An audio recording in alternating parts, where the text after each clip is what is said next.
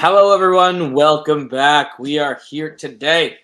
I'm here with Murph yet again for another episode, another live stream of the Mic'd Up Savages. We are here. We are talking about some Yankee baseball in Fenway. Murph, going into this series in Fenway, Red Sox, on a little bit of a heater, but the Yankees not slowing down. What are you thinking going into this series? Win the series, man. We are capable of doing it. We play the Red Sox tough. I think did we lose once prior to Yeah. this series, once of them. So yeah, we've been doing the ting against them. Just high expectations for these guys going in the Fenway first time all season. Yeah, take care of business and just win the series. But unfortunately, we will have to settle for the split. We will have to settle for the split. It didn't come in a dramatic or overwhelming way. It came up in a very depressed way. I would say for at least us Yankee fans. Late Yeah, the inning. boys choked. Let's just put it out. They choked the last two games of the series. It was theirs to win. The boys choked. Unfortunate. Yes. Murph, you're looking a little fuzzy over there. I'm just letting you know. Fuzzy. A little I don't fuzzy. know. I don't know how to fix that. We'll run it. We'll run it anyway. We'll run it. It'll get better over time. It's already increasingly getting better. All right. Well, game one, Murph. We have the man, the myth, Garrett Cole versus a man who I've never heard of, Josh Winkowski. And besides the one inning and besides one in particular player versus Garrett Cole did phenomenal in my opinion. Yeah, I mean, he gives up two really big long bombs to the same guy in Rafael Devers. He's going to be starting in the All-Star game, and Devers seems to own this man, Cole. This is like a G-man choice situation where you're going to see it every time these two square off. It's Devers winning this matchup. And, he just kind of picks up where he left off. He goes 2 for 3 against him with 5 RB2 big ones on the board against the Yankees. And Yankee fans were kind of sweating, we got off to an early lead, 5 spot in the third, courtesy of a Josh Donaldson. Was it a grand slam? Grand It was slam. a grand slam. Grand slam. Gave all Yankee fans hope. We were all, he's waking up. And then Hicks goes back to back with them. And then Yankee fans are like, oh my God, are we really about to just do this in our own park? And then 2-run shot later, Yankee fans are like, okay, not the end of the world. We get one in the fifth. And then the 3-run shot, and then now, the sirens are going off. It's code red. We're in. Yeah. Hit the panic button. Situation. Slam it. It's not easy anymore. It's not easy. We're not walking away with this one. Fortunate enough, the pen comes in and helps him out, helps Cole out, do a job. Wandy comes in, gets a hold, 1 1/3 innings, 2 Ks. He lowers his ERA to a 1.99 on the year. Looking good for Wandy. And King, he cleans up Wandy's last inning. He gets 2 outs. He walks 1, gets 1, pitches to a 2.2 through himself, and then the automatic man himself comes in and slams the door. Great stuff from the pitching. Phenomenal stuff from the pitching. Again, like you said, Garrett Cole, just the one guy. Devers, you eliminate him as we saw for, I think it was 2 games of the series. At least he wasn't in all after this game. He didn't play.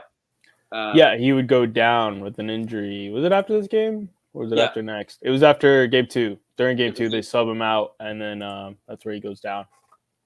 Like, you take advantage of these things, and we shut down their offense up to a certain point, and then you let them claw their way back in, and you give any team something worth fighting for. You give them a few runs, a few guys on base, and they're going to come right back at you. The Red Sox have a very good offense when they're firing on all cylinders. As you did see that against our pitching this series. But the Yankees bullpen this game held it down, gave us a chance to win it when the offense kind of went silent when we needed them at the end of the game. Unfortunately, they did their damage early, and they ended up just going 3 for 8 with runners in scoring position, which is not ideal, not something you can do against this team like the Red Sox that is a high octane offense. You know, they got three of the best hitters in the league with Devers, Bogarts, Martinez. Duran has actually been a really productive hitter for them. Verdugo, he's been okay. You know, we like to give him shit, but he's still been a decent producer for them. Yep. And yeah, they just got guys producing on that team. So they got a really good offense. I think people sleep on how good this offense is. They could bang with the best of them. But luckily, our offense just edged them out when it mattered. The Red Sox team is a very dangerous one when they have at least good pitching. I would say that. I would go as far as say that much. This is the first time the Red Sox have started, I want to say, and they're in a 4 or 5 man rotation, all rookies or all 2-year guys, 2 or less year guys, which is unheard of for a Red Sox team. They always have one, vet. They did have Nick Pivetta come back again in this series, but that was 4 games in a row. They threw all rookies. They showed that on the broadcast, right? When we did our stream. We did take advantage in some cases against them, but in some cases didn't. I would say the first 2 games we did, but game 2 and game 1 showed the reflection of what we can do against, a rookie pitcher, but not the greatest for game 2, 3, and 4. But by the strength of the bullpen, we make it out of game 1 alive, and we win 6-5 in game 1.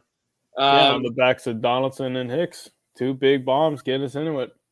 Hicks almost went yard twice, man. He hit a wall scraper, and then was game 2? Yes, game 2 was the blunder, the infamous blunder from right. Yeah, there was a bad, the Gallo, almost the inside of the park home run. And then wasn't this also the Trevino RBI? This was a Trevino RBI on the fly ball. Yeah, the infield fly ball. That was, I haven't seen.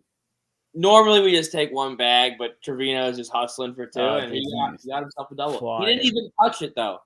Cordero. He didn't even touch it. Cordero did not touch it. That should not have been an error. I go by the word of the law.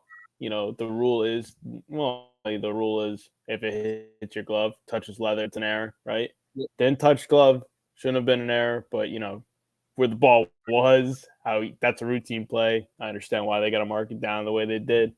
Yankees take full advantage. They put up a 4 spot early. Donaldson again do damage early. The Mayhew, he has a good night, 2 for 5. Carpenter 4, he's doing a lot of good damage. Torres 3 for great damage. They showed. We'll be right back. But yeah, I mean the boys just showed up, man. All throw up. Hicks, he does his thing, 2 for 3. Trevino 2 for 5. The boys, they did a job, putting up 12 runs on these guys, 14 hits. Everyone producing. Everyone produced up and down. Besides the one man who you would think would produce, Aaron Judge. But we want to touch on that. He was getting screwed in the strike zone, though, to be fair. A lot of bad calls not going his way.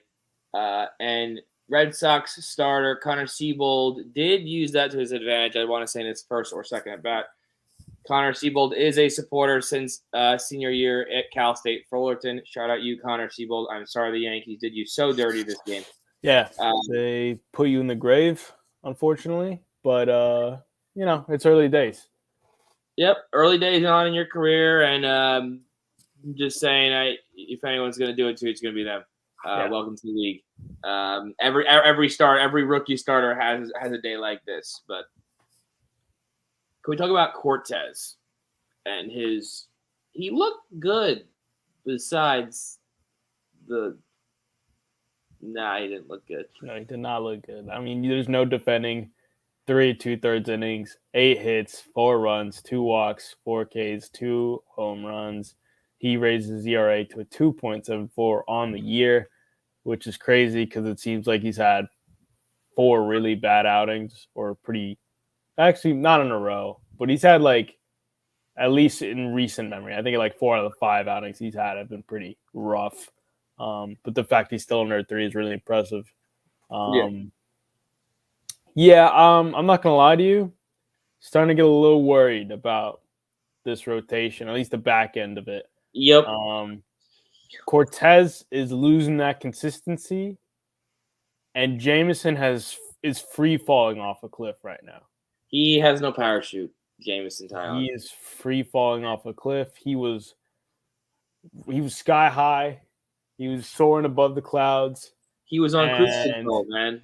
Something happened. He hit a snag. He roughed turbulence, and now he's free falling. I don't know what's happening. Somebody needs to help this man. But we'll get to that when we get to that. Sticking to this game. And Castro, he comes in. He records his 5th win of the year. Dude takes care of business. He goes 1 inning and a third, 1 hit, 3 Ks. Where was this when we needed it the most? Abreu comes in. He gets 2 outs. He gives up 3 hits, though, in a run. A little sketchy, but he does get out of it. And then Licky comes in and gives us 3 really good innings of relief, man. Like 6 punchies. 6 punchies. Only allows 1 hit, 1 walk, dude. He does a hell of a job to get the guy we boys wanted through off the team. Yeah, it's a guy. He's still a bubble guy. I mean, and I don't know how the Yankees feel about him overall, but they gotta be feeling a whole lot better after this outing. Yeah, he doesn't fit a Yankee build. Like he looks like a Seattle Mariner team would throw out there, or like a Cincinnati Reds guy. But he's going out there and he's doing his job for the Yankees. And as of late, he's been better than he was at the beginning of the season. And I mean, we'll take it when the bad guys when good guys have their bad days. He's out there doing his thing. And but to be fair to Licky, I feel like he gets a bad rap because I think he's been in a lot of like pretty tough situations, pretty bad games. But he's still like, if you're looking at his stat line, like a 2.7, like he's doing fine. I mean, and he's had some really good outings where you're just like, wow, why don't the Yankees actually use this guy more? And then he has outings where like, wow, why is this guy still on the roster? So he has his good and bad days, but I think he's having more good days than bad for sure. It's just, I think I agree with what your take about he just doesn't seem like a Yankee. It's weird.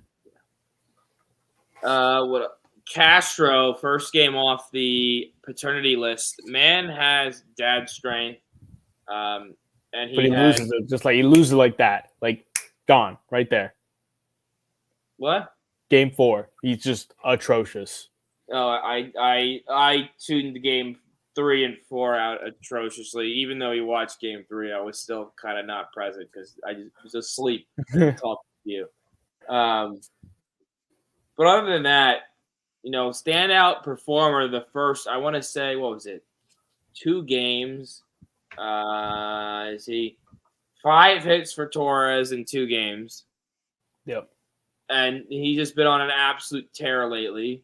And I just think he's finding himself, and it's about time, and we kind of need him to at this point in the season.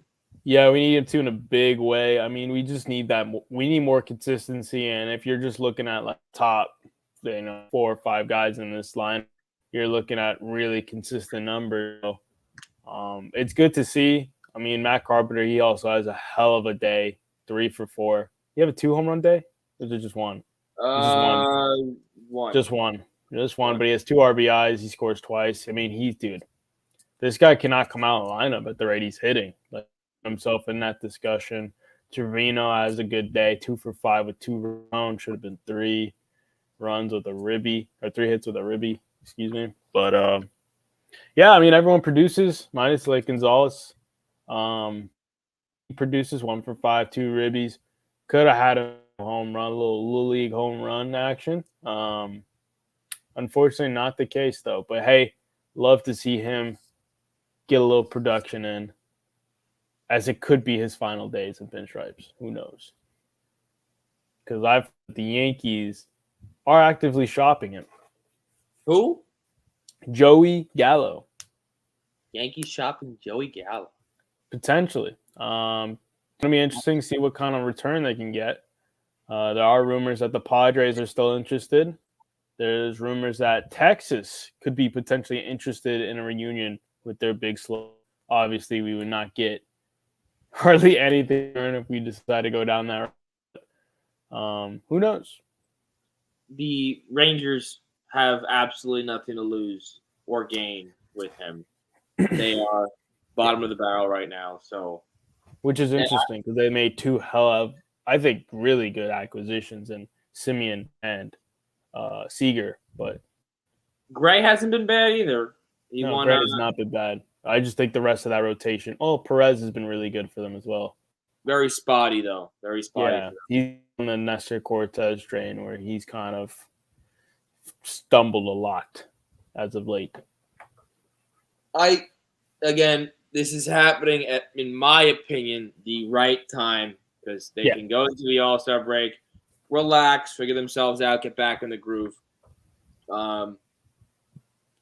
It feels like this season has kind of flown by, in my opinion. We've put every series on this show, and this has absolutely flown by.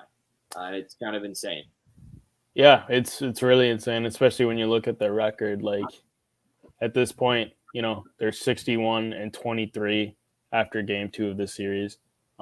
They're by far the best team in the AL. They're the best record in baseball, arguably the best team in baseball right now. Although there's still some who would probably argue otherwise. You just couldn't be more happy with the way this team is performing. I mean, this is a dream. Like when we started the season, no shot did I ever think we'd be in this position. We said kind of screw it, and we'll watch the Yankees this season. I mean, we always would watch the Yankees even if we weren't the podcast. But, we kind of said screw it. We'll give our hot takes and see how it goes. And we've got some good feedback. We're getting the nice views on the channel. It may not seem like a lot, but we getting like 15 people watching it. It's interesting, and we're here. We're watching the Yankees, and they're doing well. And it's a fun time to be a Yankee fan, no matter what these next two games will we say about them. Still a fun time to be a Yankee fan. It is fun time to be a Yankee fan. The Yankees do win 15-5 or 12-5, excuse me. Mm-hmm. They put up 14 hits. The Red Sox, though, they put up 13. I mean, the Red Sox had plenty of opportunities to do some damage. They went 2 for 9 with runners in scoring position. The Yankees still left a lot on the table, by the way. They go 4 for 16 with runners in scoring position. That's an ugly number, and I didn't realize how bad it looked. Wow. Yeah. But hey, who cares? They did what they had to do. Get the job done, go win a ball game. Yankees win 12-5. Am I correct? I am correct on that. Okay. Yep, just said it, so I'd hope you would remember that. Yep. I'm shot, bro. I'm so shot. Game 3. Anthony Rizzo is in the starting lineup today. Jameson Taillon versus Nick Pivetta. Velveeta Cheese. It's actually Jordan Montgomery. Game 3 is Montgomery versus Crawford. We watched this game. We watched it live. I slid twice, bro. I was already on the game. My bad. Nice. You take the intro, though. I can't Game 3 is, in fact, Jordan Montgomery versus Cutter Crawford. We did watch this game live. We watched 7 innings. We watched 7 innings of this game. This was boring. This was a pretty brutal inning for us to watch, or game for us to watch. Out of all the games, this is probably the most brutal to watch. Least amount of scoring to at least what we watched. It was 4 runs had been scored. Pretty bad stuff. 3 from the Yankees. The Yankees were winning when we tuned off. We thought maybe we're in a good spot to take this one. I don't know. Yeah. We got to the pen. Cutter Crawford racked up his pitches. The Yankees did okay against him. His final stat line being 5 innings, 4 hits, 1 run, 2 walks, 6 Ks, and the 1 home run from Anthony Rizzo. Correct? Was it Rizzo? It was Hicks. It was Hicks. Hicks hit the home run. That's right. Yeah. We got Hicks made us get up off our chairs, man. Of all people. I mean, dude, that was the only thing worth a damn. That like we just couldn't even go pitch by pitch because it wasn't even like lights out pitching. It wasn't even like the guy had Monty. He does his job, but it's not punching out 15, 12 guys. We're not like Yeah. If nasty Monty, then I think this would have been a lot more enjoyable. But it is what it is. Monty's final stat line being 5 2/3, 5 hits, 2 runs, 1 walk, 4 Ks. He gives up 1 home run. I think they did Monty a little bit dirty. His pitch count was pretty low, 74 pitches. I think a lot of other guys get a longer leash than Monty does. But then again, I just think it's because they like what they had for the rest of the bullpen. They had King, they had Holmes, they had Wandy. All those guys were lined up. So screw it. He came into it. He would have had to face Trevor Story, and he matched his lefties. So. Yeah. So Booney just decided the lesser of two evils. Wasn't the time to go out there and face. Yeah. King would come in. He gets the hold.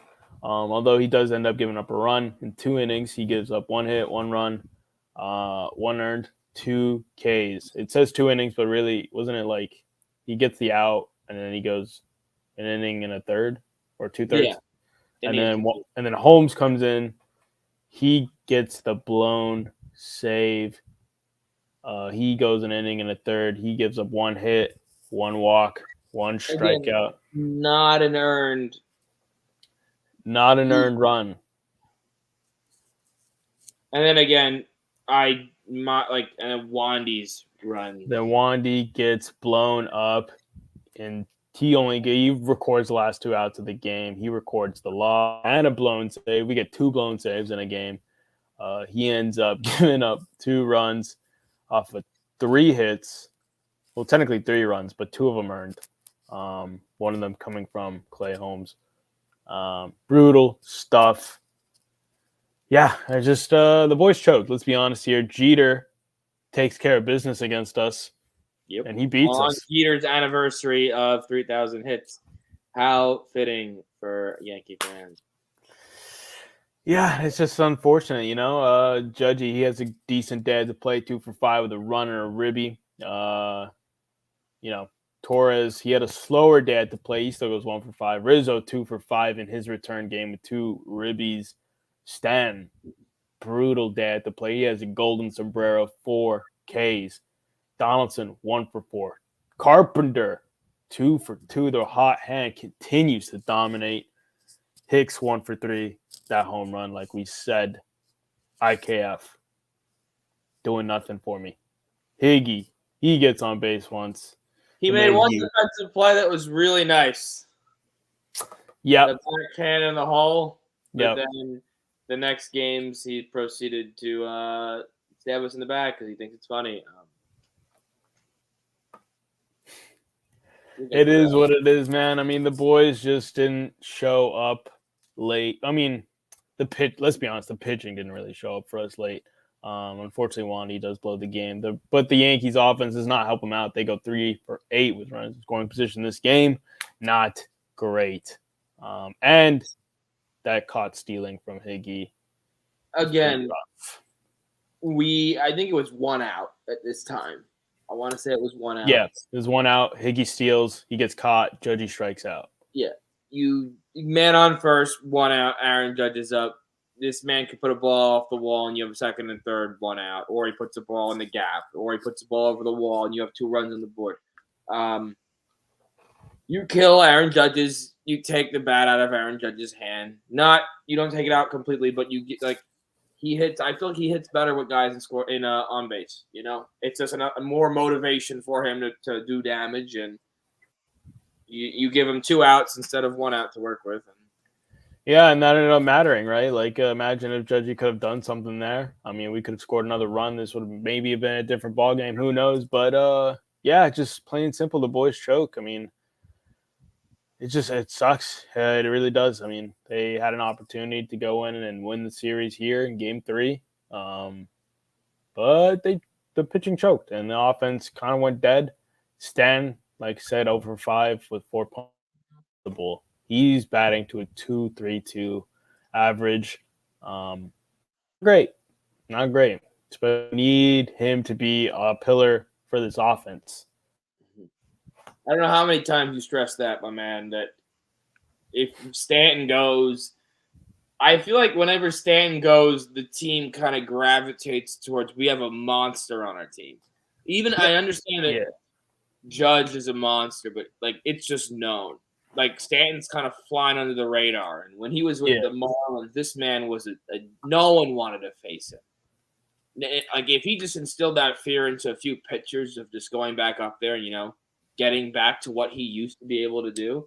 Again, he's not having a horrible year, but I need him to be a little bit more consistent. Because he'll have seasons where he just hits like I don't even need like 3 home runs. Like I'm not even saying hit a home run. I just like get singles. Like when he's hitting singles, that's when he's really on. Like singles and doubles, that's when Stan's really on the money. And he was doing that earlier in the year. Just recently, like last month and some change, he's kind of just lost it. I think that injury stint really killed his momentum.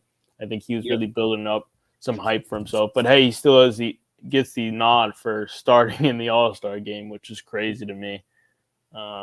We get him.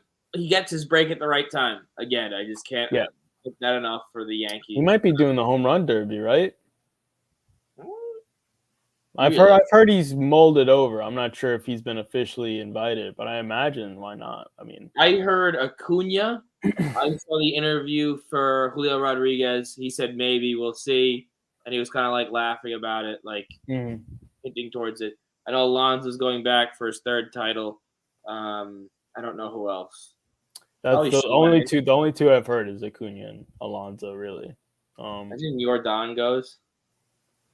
That'd be cool. I mean, home run derby is weird because you hear like Judge did it the one year, and he said it kind of affected him in his swing. Who knows? Every guy's different.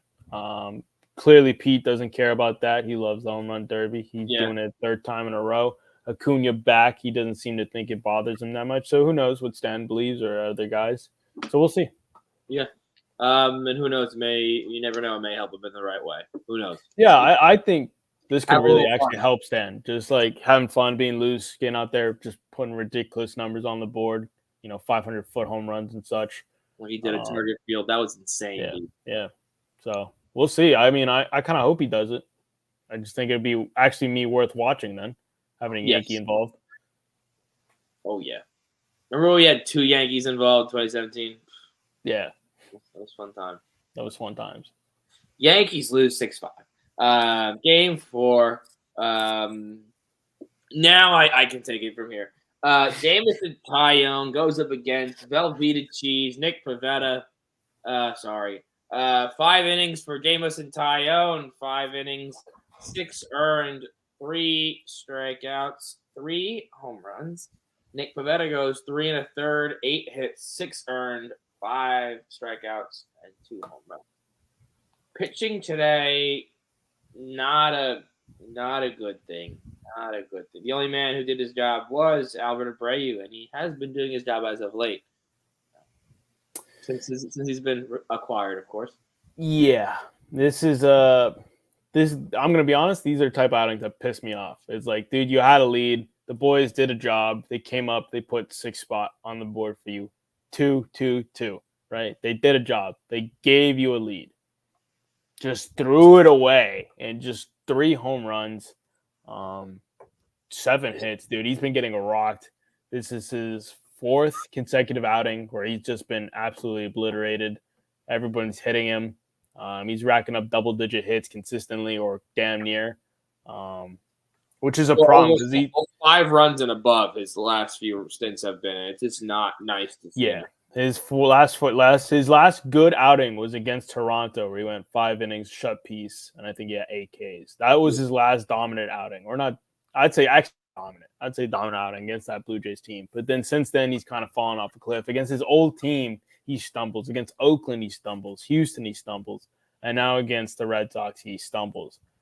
The only excusable one across that path, I will say, is Houston, and that's it. That's the only break I give him. Like, okay, fine, stumble. Yeah, that's a good team. I mean, they showed up that series too, so I don't mind that too much. But against the Pirates and the A's, unacceptable.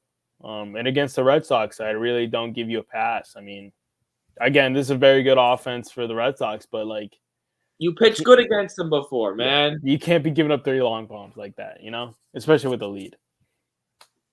Yeah, and like you didn't have leads past games against them, and you still pitched good. Like I understand. I don't understand the implosion, but he's gotta figure this out. Yeah, he might be a guy who benefits from this little break. He's going to get a little 3-day break come the All-Star break.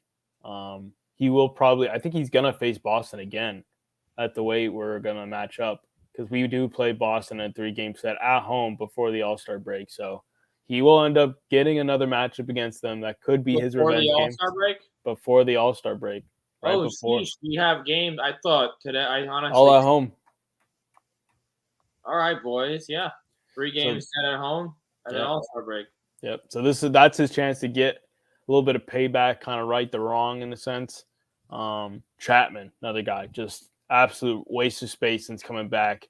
He has only recorded 3 strikeouts since returning. And he had one good outing versus the Pittsburgh Pirates. And that, I'm sorry, that doesn't count. That doesn't count. We don't count those. Only have one strikeout, and that happened. I think this game. Yep. Yeah. There are 2 strikeouts this game. Okay, so you had one strikeout versus Pittsburgh Pirates. Yep. He's got 2 against these bums, and then he's walked. I want to say 5 guys. So his walk to strikeout ratio is atrocious right now. I miss Ron. Yeah, but no room for him on the roster, unfortunately. Yeah. Because I think if they're not gonna replace anybody right now, at least like nobody else has got options. So let him go be healthy down there in AAA. He'll be back when we need. Is Sears on the roster? I think he is. No, is he? Because I saw people sign. He was signing in Boston. Oh. So I want to see if they did any transactions this past day. I do not know. Nothing. Absolutely nothing. The last transaction was sending Ryan Weber to the Sun. Yeah, cool, good stuff. Yeah, and then unfortunately, like I was alluding to earlier, Castro's absolute implosion this game. He gives up 2 hits, 4 runs, 2 earned, 1 walk. Yeah, not great at all. Yeah, just really bad performance from the pitching, other than Albert Abreu, as you said. The offense goes dead quiet, but I mean, we say that, but they put 11 hits, 6 runs, dude. Yeah. 6 runs should win you a ball game. The Yankee hitting did their job. Yeah, the pitching has been good enough that you can lock it down. You can't give up 6 runs again. Dude, and Stan homers in the first. He gives us that 2-run shot, and then Carpenter home runs in the third, and that's his 10th of the year. Crazy stuff. He's, I think, 24 games, 10 home runs. That's insane. Could be 26. I could be wrong. But, yeah, that's just an insane stat line. Just 26 games, 10 home runs with the Yankees. Insane. He's on fire. The dude, he knows how to hit a baseball. He's the most relaxing at bat to watch. He does. Even if he gets out, it's still like he just doesn't care. Like he just hits the ball. Yeah, at this point, it's like one of those deals where, like, if he doesn't produce, you're weirded out. Like, you just don't understand how he doesn't produce because he's just been so consistent and such a monster at the plate. He is a really tough out right now, and the Yankees need to continue to ride that hot hand until it cools off. Put him out there until he, Speaking of cooling off, unfortunately, we thought Donaldson was going to catch that hot hand, and he does not. He punches out 3 times this game, man. Like, sucks because you thought he was working with some, and not really. And yeah, unfortunately, you'd be one of the few guys to not produce at all in any facet. Tough last 2 games of the series. We have Cincinnati up next, correct? That is correct. We should not lose a game. Sweep. I'm not taking anything less. It's got to be a sweep. These are bums. I don't care who's on the mound. They're bums. They're bad. Go win a ball game. Go unacceptable. Win 3, 4. I don't know how many games it is. They played 3. 3, and then go beat the Sox. Yeah, they played 3. They should be by the end of this Cincinnati series 64-25. I will not accept anything less. Anything less is a failure. I don't care. They should not beat the Yankees at home, especially. Unacceptable if they win at home. Yeah, and I mean, bright side, Yankees are sending 6 All-Stars. Surprise addition is Garrett Cole, in my opinion. Not necessarily surprises and unwarranted. I think he does. I think he's had a phenomenal year thus far. Really, just 3 bad outings, really. The Minnesota one, especially. Yeah. But yeah, I'm just surprised that he would get the nod. Honestly, I just didn't think they'd give him that nod. But yeah, it's really cool to see him get his 5th All-Star selection, and he will join Clay Holmes, Trevino, and Nestor, who will get their first nods. And then obviously Aaron Judge and Giancarlo Stanton. Yeah. I think without Trevino and without Clay, we are not in the position that we are in now because, Chapman went down early and he wasn't good when he was here. Still not good. Still not good. And Trevino, consistent ABs, multiple walk-off hits, great defense behind the plate, and consistent at bats for him.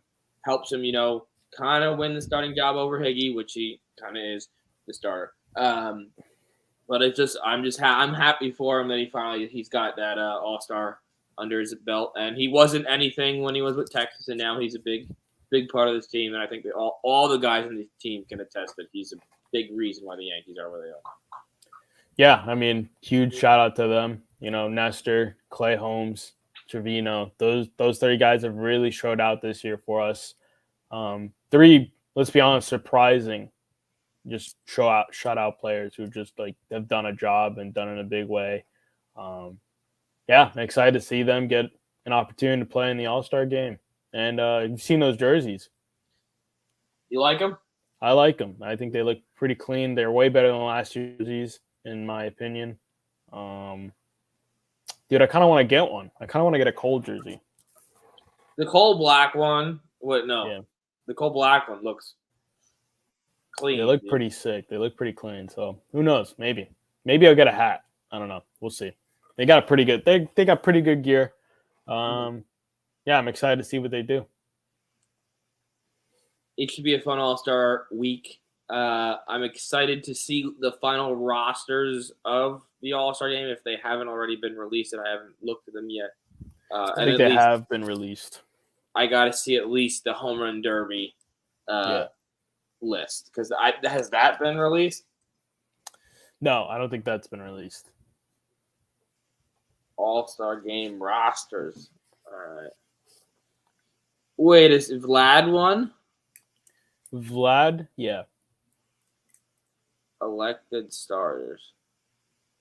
I like how they're calling it legacy selection for Miguel Cabrera. That's very nice. Yep. Paul Blackburn won it for Oakland. Yep. Soto's having a good year for the relievers. Yeah.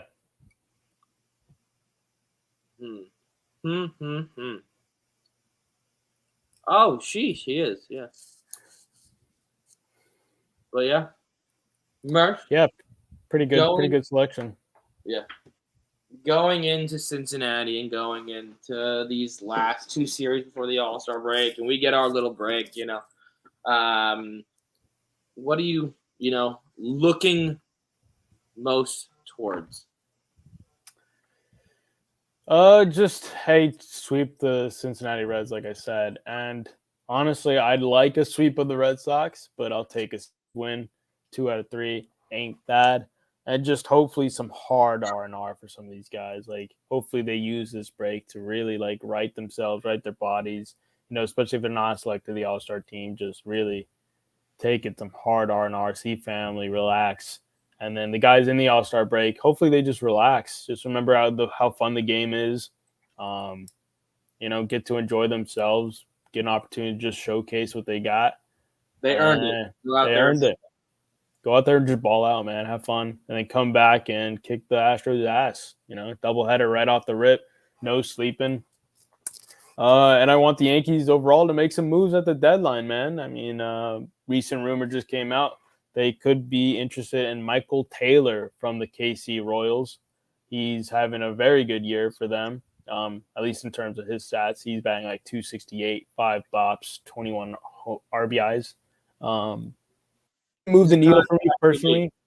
He doesn't move the needle for me, but I mean, he is better than what we've got. So on the radar, and it's He will be someone cheap. who is hungry. Yeah. You know, he probably wants off of, Casey. So now it's time for you to go earn your slot. If we do go out there and get someone, again, preferably the guys that we talked about on the other stream, but we will see. Hope for the best. I got a weird notification on Twitter. I found it's New York Pork News, and Interesting. they're like, do you know who they are? No. No.